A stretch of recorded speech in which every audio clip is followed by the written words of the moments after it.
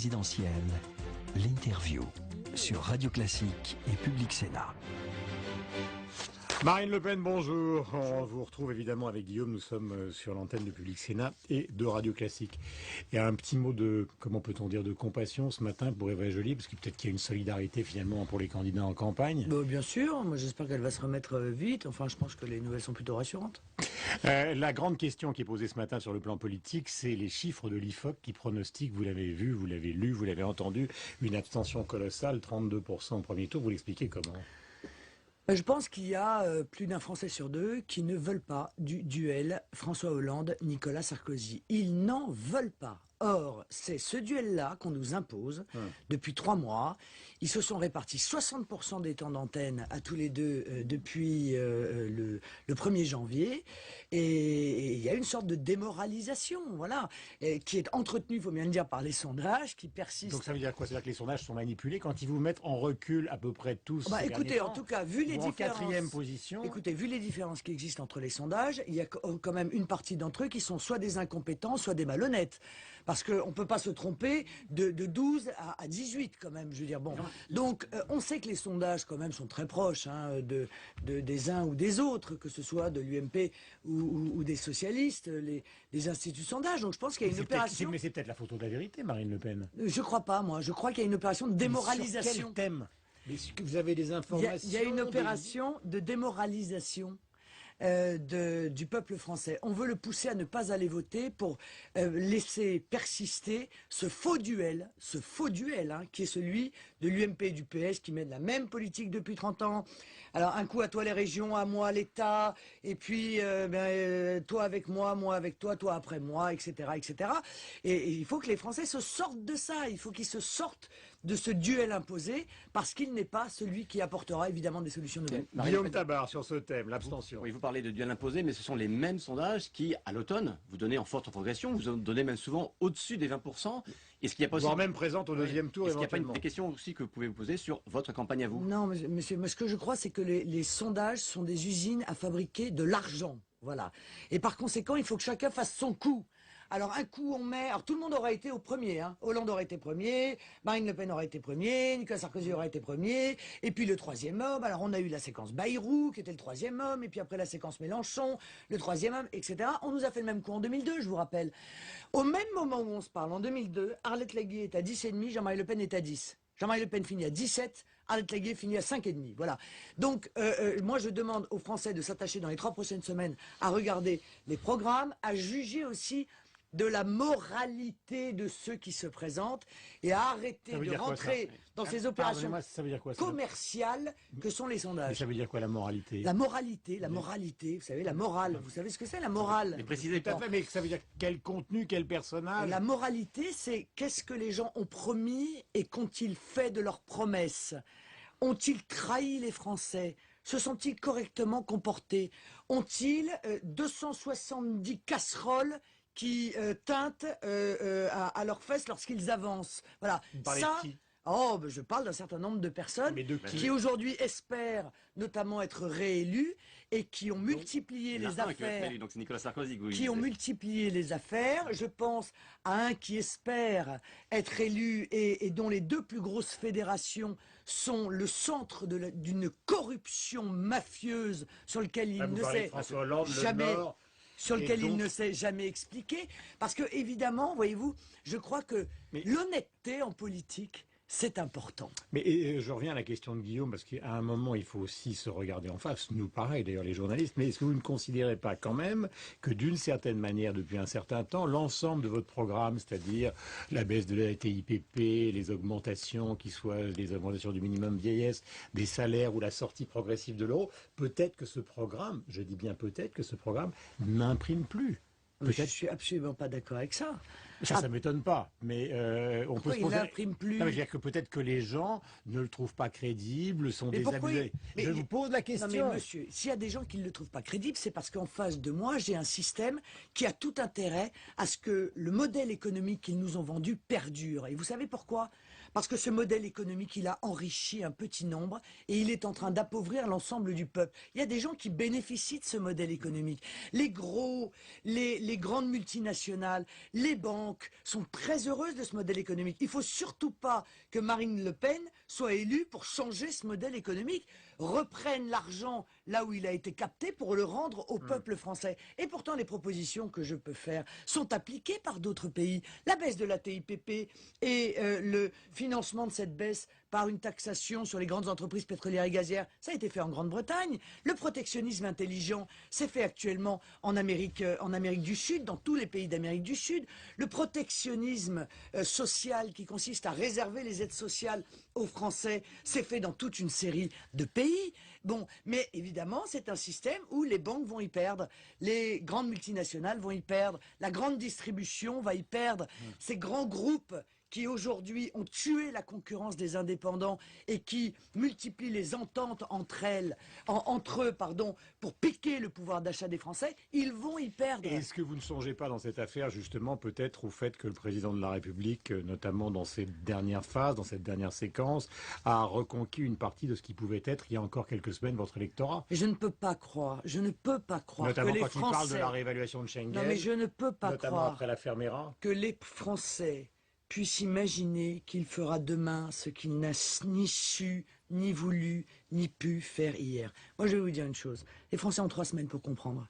L'essentiel, c'est que la conjonction entre l'immigration et le chômage dans notre pays est mortelle. Voilà. Il est mortel pour notre nation. Or, l'immigration et le chômage ont été voulus par le système, voulus par l'UMP et le PS. Toutes les mesures qui ont été prises depuis 30 ans ont consisté à soumettre notre pays au chômage et à l'immigration. Pourquoi? Parce que ceci crée une concurrence qui, encore une fois, bénéficie à quelques-uns, affaiblit les capacités de résistance du peuple français. Quand vous doutez, vous êtes moins fier et donc moins dangereux.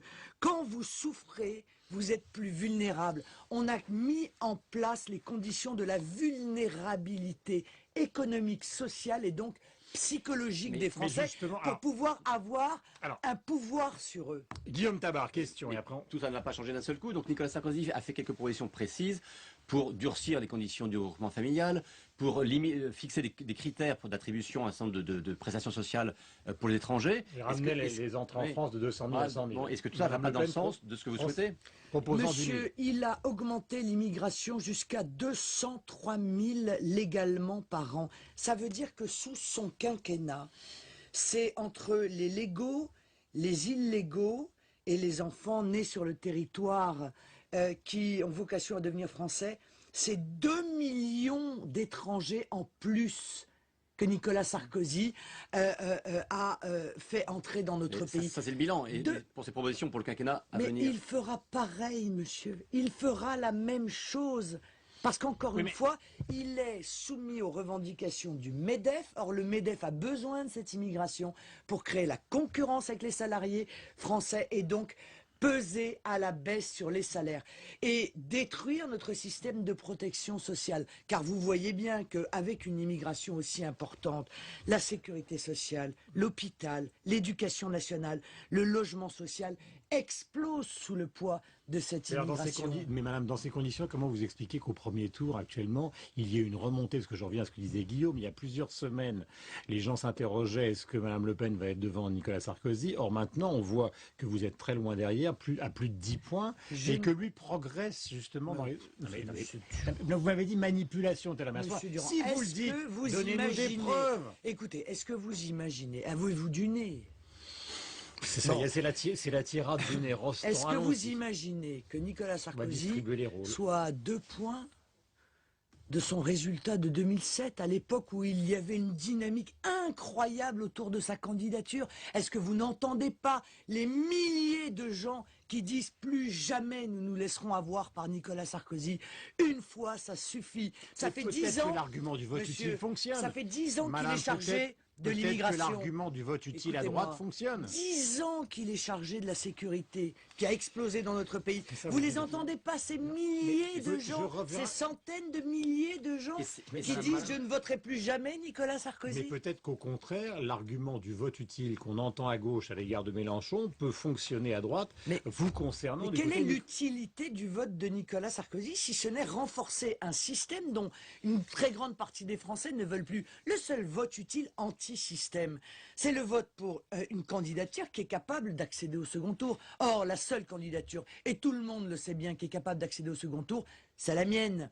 Voilà, tout le monde Donc finalement, le sait. l'abstention à 32%, vous considérez que c'est une bonne nouvelle? Même les gens de chez Mélenchon ne croient absolument pas au fait qu'il soit passé devant Marine Le Pen. Bon, allez, disons les choses telles qu'elles sont. Alors, arrêtons de créer des leurs. Le système crée des leurs pour tenter d'enfumer les Français et de les pousser à ne pas aller voter parce qu'ils ne veulent évidemment pas que le changement Question arrive. de bien Guillaume sûr. Tabar, Rostand. Et si malgré tout, à l'arrivée, les Français imposent par leur vote une finale entre François Hollande et Nicolas Sarkozy, est-ce qu'il y en a un des deux dont vous sentez le plus proche, notamment sur les questions dont vous venez de parler, sur l'immigration, sur le protectionnisme, etc. Mais non, mais écoutez, monsieur Tabar, monsieur Sarkozy et monsieur Hollande ont imposé aux Français ensemble le traité de Lisbonne. Ce traité de Lisbonne... Il y en a un qui veut sortir de Schengen, l'autre pas maintenant. Écoutez-moi, ce traité de Lisbonne interdit toute mesure protectionnisme pour notre économie. L'interdit. Ils ont gravé dans le marbre l'interdiction du Small Business Act que Nicolas Sarkozy cherche à vendre aujourd'hui, qu'il est venu puiser d'ailleurs dans le programme de Marine Le Pen. Interdit le fait de donner un avantage à nos entreprises. Interdit d'aider des secteurs économiques en difficulté. Interdit de réserver des aides sociales aux Français. Le traité de Lisbonne interdit tout cela. Or, ils l'ont voté et imposé ensemble contre la volonté des Français. Pourquoi voulez-vous que je puisse imaginer une demi-seconde que, je ne sais pas, touchés par la grâce, ces deux candidats qui ont 40 ans de vie ou 30 ans de vie politique derrière eux et pour l'un et pour l'autre, qui ont tout été dans la République, donc entre les deux, brutalement je vais se encore rendraient être plus clair que que Guillaume, le système qu'ils ont renforcé est nuisible à la France. Donc si vous n'êtes pas au deuxième tour, on prend ça comme hypothèse, hein, puisqu'évidemment vous la refusez cette hypothèse, mais si vous n'y étiez pas, il n'y aura pas à aucun moment de déclaration en faveur de l'un ou les deux autres. Mais est-ce que moi je suis contre l'euthanasie, y compris pour mon pays?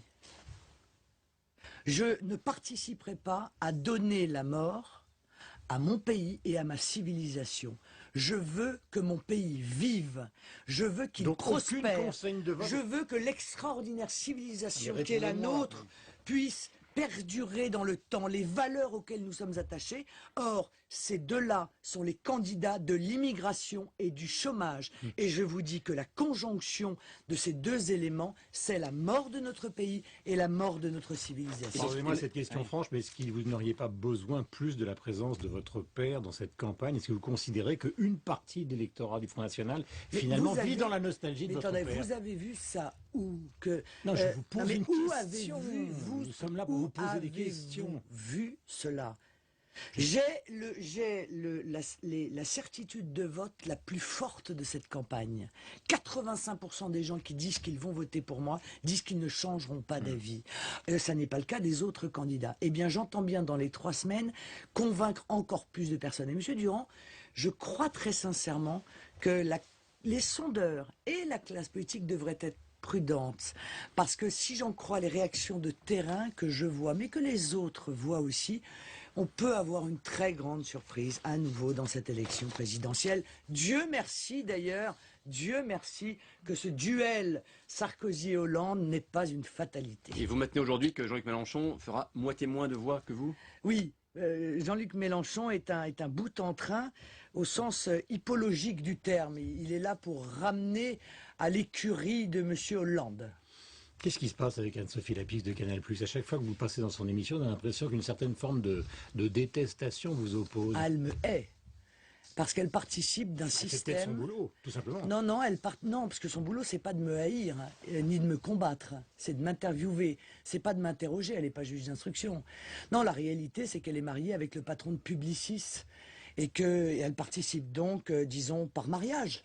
d'un système qui me combattra jusqu'au dernier moment pourquoi parce que je le combats. Pourquoi? Qu'est-ce que vous avez contre Publicis? Ah, mais parce que j'ai contre tout ce système qui mange ensemble, qui a été élevé ensemble, qui met ses enfants dans les mêmes écoles et qui a squatté le pouvoir dans notre pays en l'arrachant au peuple français. Voilà, mon but, c'est de prendre ce pouvoir à ce système, lui prendre et le rendre au peuple français. C'est tout le sens de ma candidature, tout le sens du combat que je mène depuis déjà de très nombreuses années. J'allais prononcer un mot, ça c'est pas de... Non, je l'oublie ce mot. Je l'oublie pour ce matin. Merci. Ah. 8h, 9h30.